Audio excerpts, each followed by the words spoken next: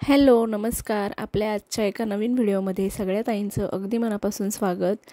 तर रक्षाबंधन आहे आणि रक्षाबंधनच्या आदल्या दिवशी मी आलेली आहे माहेरी. आणि माहेर म्हटलं की खरंच खूप 2-3 दिवस जरी आलो ना आपण तर खूप जास्त रिलॅक्स वाटतं आणि सगळ्यांसोबत 2-3 दिवस राहायला पण खरंच खूप छान वाटत असतं. तर आज ना देवेनीने मस्त इडली, आप्पे, डोसा वगैरे सगळं बनवून ठेवलेलं होतं. तर संध्याकाळच्या वेळी हे सगळं बनवलेलं होतं, कारण नाश्त्याचा प्रकार जर सकाळी बनवायचा म्हटलं ना तर असं होतं की दिवसच त्यामध्ये जातो.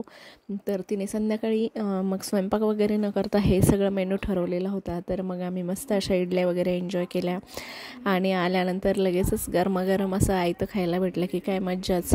तर दुसऱ्या दिवशी होतं रक्षाबंधन. तर रक्षाबंधनसाठी ना मी इथे गुलाबजामुन बनवते, कारण मग गोडामध्ये काय बनवावं हेच कळत नव्हतं. खीर पण मुलांना जास्त आवडत नाही.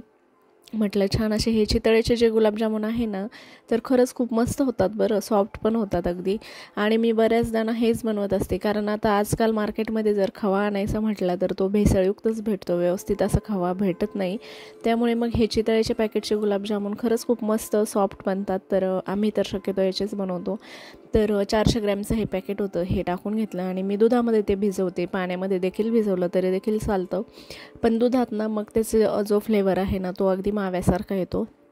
तर गुलाबजामुन वगैरे बनवायचे, बाकी स्वयंपाक पण आम्हाला करायचा आहे.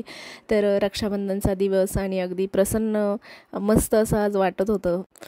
खरं तर मी मुलांना तिकडेच बोलवलेलं होतं, पण मम्मीचं असं म्हणणं होतं की 2-3 दिवस तू देखील. आणि नाही, ते शरीव पण मला मदत करते बरं का. मी जर असं काही करायला लागले ना आता तर तिला देखील करायचं असतं, मध्ये मध्ये करते खूप. आणि तिला पण गुलाबजामुन बनवून बघायचे होते, तर माझ्या लक्षातच आलं नाही आणि मी जेवढे गुलाबजामुन बनवले ना ती एक एक करून मोडून टाकत होती. तर मग नंतर लक्षात आल्यानंतर मग मी लगेचच तिला उठून दिलं. कसं असतं आता मुलांना ना म्हणजे शरीवला तरी आता तिच्या खेळण्यामध्ये अजिबात इंटरेस्ट नाही आहे. तिला कुठली जरी खेळणी आणली, कितीही प्रकारच्या बाहुल्या आणल्या, तर त्यामध्ये तिला अजिबात इंटरेस्ट नाही आहे. तिला इंटरेस्ट आहे तो म्हणजे मी किचनमध्ये काय बनवते, मी काय करते. जर पोळ्या वगैरे करायला लागली तर तिला पण तिचा जो छोटा पोळपाट आहे ना तो द्यावा लागतो आणि तीसुद्धा पोळ्या करत बसते.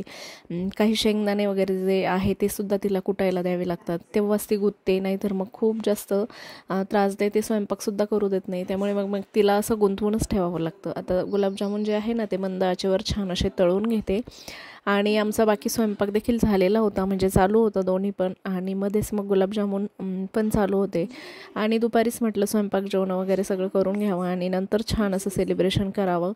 तर सगळ्यात अगोदर आम्ही सकाळी सकाळी मस्त नाश्ता बनवून घेतला आणि सगळ्यांनी नाश्ता केला. पोहे बनवले होते देवेनीने आणि त्यानंतर मग स्वयंपाकाला लागलो.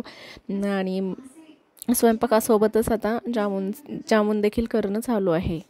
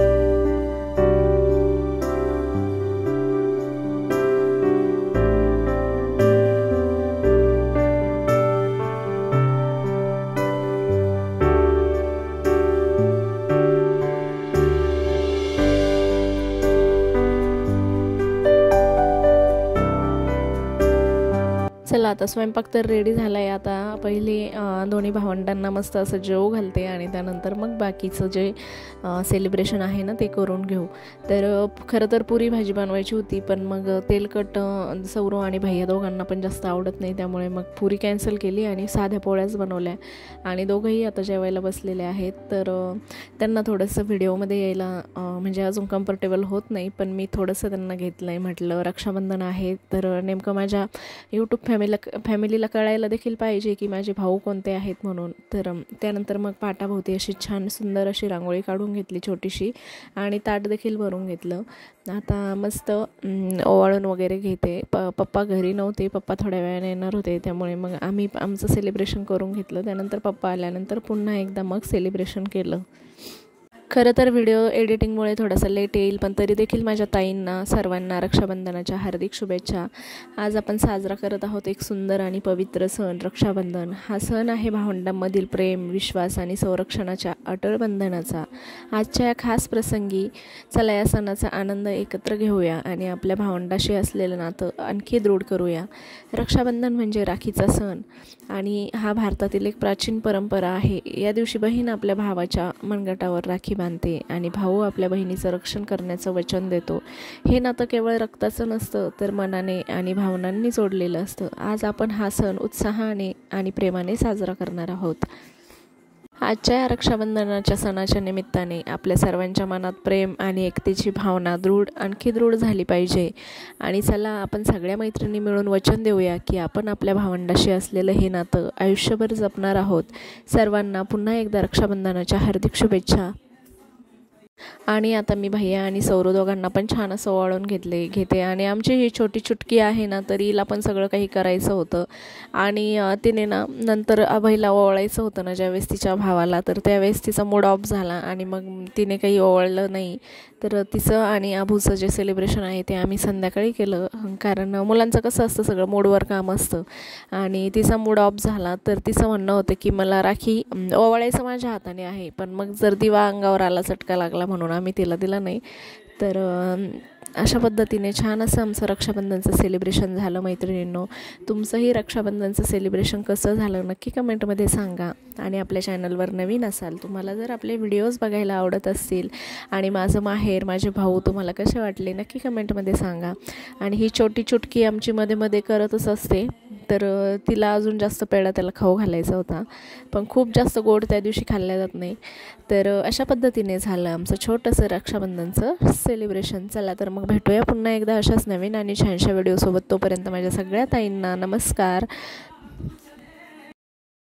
आणि हो, सेलिब्रेशन वगैरे झाल्यानंतर सगळे असे निवांत मस्त बसलेले होते, सगळ्यांचे जेवणं वगैरे झालेले होते आणि आम्ही सगळे छान आता गप्पा वगैरे मारतो.